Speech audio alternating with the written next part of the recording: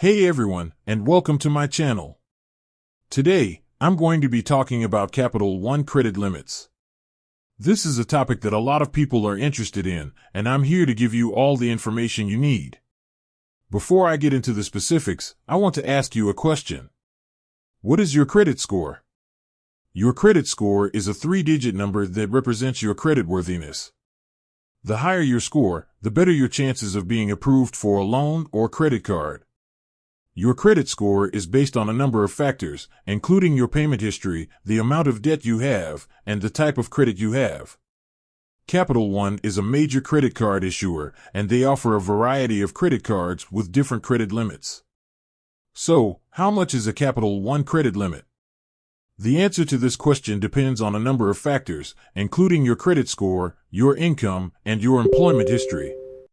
In general, the higher your credit score, the higher your credit limit will be. This is because lenders are more likely to lend money to people with good credit. Your income and employment history also play a role in determining your credit limit. Lenders are more likely to approve higher credit limits for people with stable jobs and good incomes. Here are some of the factors that Capital One considers when determining your credit limit.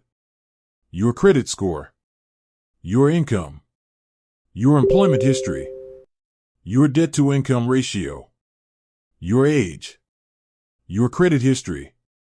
It's important to note that Capital One does not disclose the exact formula that they use to calculate credit limits. However, the factors listed above are all likely to be taken into account. Additional information. Here are some additional things to keep in mind about Capital One credit limits. Capital One offers a variety of credit cards with different credit limits. You can increase your credit limit by making on-time payments and using your credit card responsibly. You can also request a credit limit increase from Capital One. If you are denied a credit limit increase, you can try applying for a different credit card. I hope this information has been helpful. If you have any questions, please feel free to leave a comment below. With that said, thanks for watching, and until next time.